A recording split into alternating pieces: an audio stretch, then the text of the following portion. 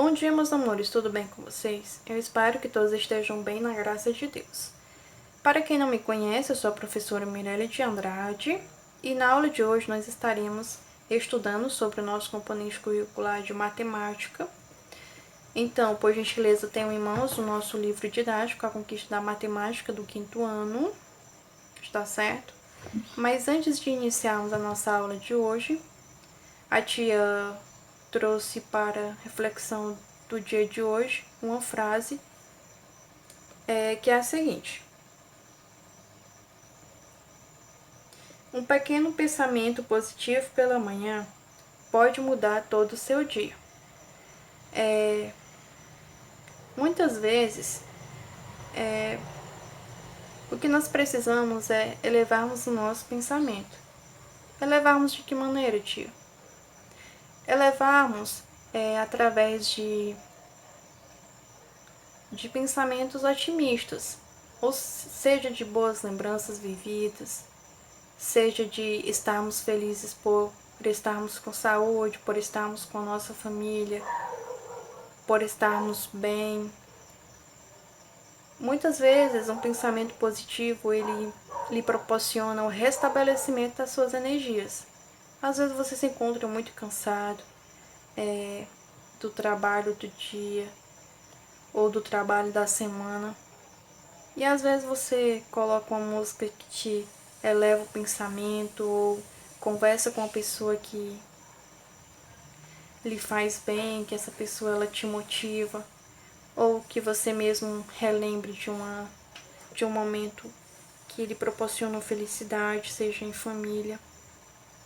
Então, que nós possamos ter sempre a mente elevada, sempre manter nosso entusiasmo e a nossa motivação para as batalhas diárias, tá bom? Por isso que o pensamento positivo ele pode mudar muito bem para melhor o nosso dia. Então, bora a atividade de hoje, bora a leitura do conteúdo de hoje, posteriormente a atividade. Abro na página 89. Hoje nós estaremos estudando sobre multiplicando o número natural por 10, por 100 ou por 1000. A multiplicação é uma das operações matemáticas que envolve o cálculo de fatores que são iguais. Então, a multiplicação proporciona essa facilidade no cálculo de fatores que são iguais. Hoje nós estaremos realizando a multiplicação de um número natural por 10, por 100 ou por 1000. Nós vamos aqui aprender as regrinhas para estarmos efetuando o cálculo desses números. Observe as multiplicações. Aqui eu tenho 2 vezes 10, que é igual a 20. 3 vezes 10, que é igual a 30. E 5 vezes 10, que é igual a 50. Que regularidade é possível perceber nas multiplicações anteriores?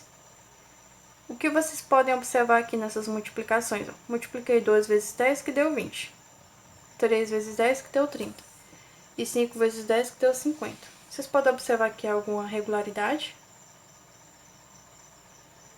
Sim, né, meus amores? Podemos observar aqui que foi acrescentado apenas um zero, né? Ao lado dos números que estão sendo multiplicados. Então, quando eu realizo aqui a multiplicação por 10, por exemplo, 2 vezes 10, eu tenho o número 2 e eu tenho o número 10. Eu tenho o número 2 e eu tenho o número 10. Para que eu realizar a multiplicação de 2 vezes 10 sem precisar estar armando para posteriormente obter o resultado, armando aqui o cálculo, colocando o 10 e o 2, para que seja de uma forma rápida, eu posso estar observando. Quando você multiplicar por 10, você pode estar repetindo o número 2 e acrescentando apenas um zero. Entendeu? Isso quando for por 10. Ó, 2 vezes 10, 20. Eu repeti o número 2 e acrescentei o zero após o número 2 que obteve o resultado. Que é a mesma coisa de você estar armando. A diferença é que é mais rápido. 3 vezes 10. Você pode estar fazendo da mesma forma. Coloca o 3 e acrescenta o zero. Se for por 5, da mesma forma. tá bom? Como a ordem dos fatores não altera o produto, você também saberá calcular mentalmente. Então, se 2 vezes 10 é 20, se 2 é o meu fator, e se 10 é o meu fator e se o meu produto é 20, se eu realizar 2 vezes 10, que é 20, então, se eu multiplicar 10 vezes 2, eu também vou obter 20. Eu só fiz alterar aqui a ordem. Não era 2 vezes 10? 20. Como é na multiplicação, se eu inverter os valores, isso não vai alterar o meu resultado. Então, lembre-se, na multiplicação, se eu alterar a ordem dos meus valores, isso não vai alterar o meu produto. Então, nós temos o fator 2 e o fator 10. Se eu inverter aqui na 2 e 10, se eu colocar 10 e 2, eu vou obter o mesmo produto. Aqui da mesma forma, se eu multiplicar 10 vezes 3, eu vou obter 30. E se eu multiplicar 10 vezes 5, eu vou obter também 50. Independente da ordem dos fatores, isso não altera o meu produto.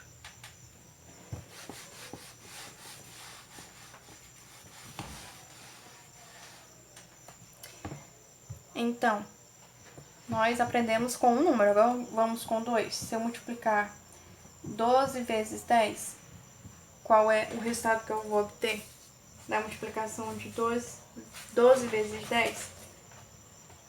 Estou aguardando a resposta de vocês. 12 vezes 10, como é que eu vou fazer? Será que eu sigo o mesmo passo? Ou será que eu faço outra forma? 12 vezes 10, repito o número 12. Acrescento o quê? O zero. 12 vezes 10, 120. Isso serve para 13 vezes 10. Repito 13, acrescento o zero. Isso serve para todos os números que são multiplicados por 10, está certo? Se for 10 vezes 112,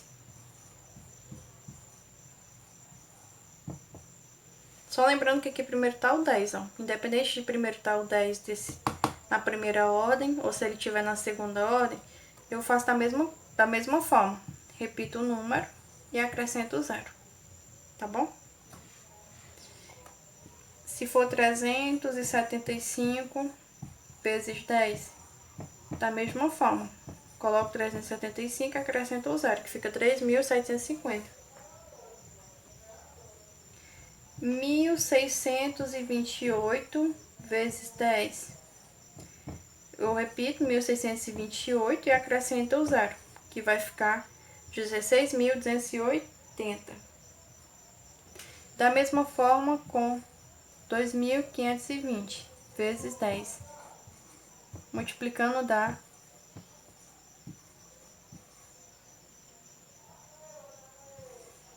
25.200. Então é só vocês repetirem o número e acrescentarem um número zero. Agora observe, 4 vezes 10, 40. Eu tenho 4, multiplicado por 10, no caso foi acrescentado somente um zero, 40. 40 vezes 10, foi acrescentado quanto zero? Mais um zero, que ficou 400. E 400 vezes 10, foi acrescentado mais um zero, que ficou 4.000. Então, quando vocês estiverem realizando cálculo com o número 10, vocês somente acrescentem, após o número, à sua direita, um outro zero.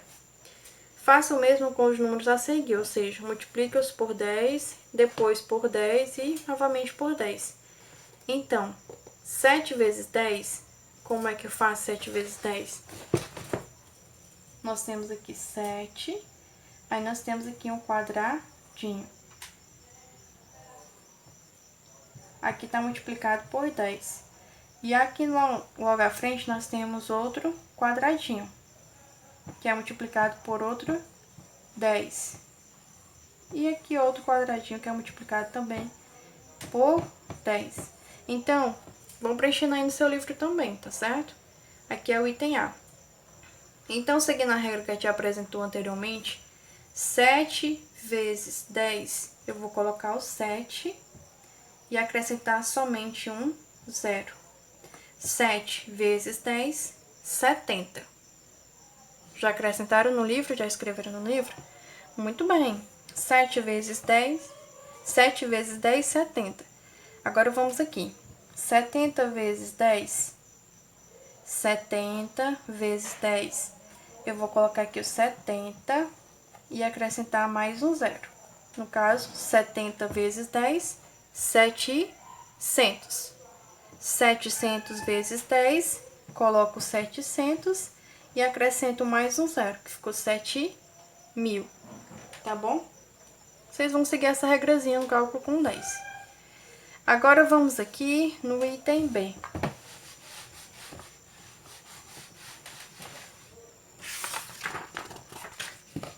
Vamos aqui ao item B. 63, né? Nós temos aqui um quadradinho. Nós temos um retângulo, outro retângulo e outro retângulo aqui. Então, vamos multiplicar por 10.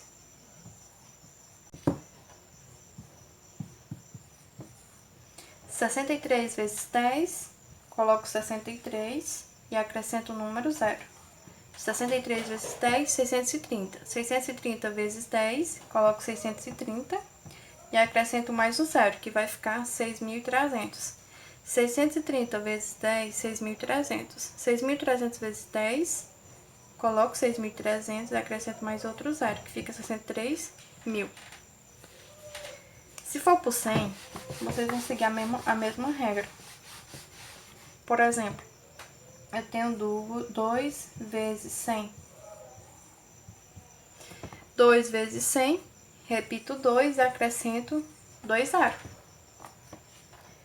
3 vezes 100, coloco 3, repito 3 zeros.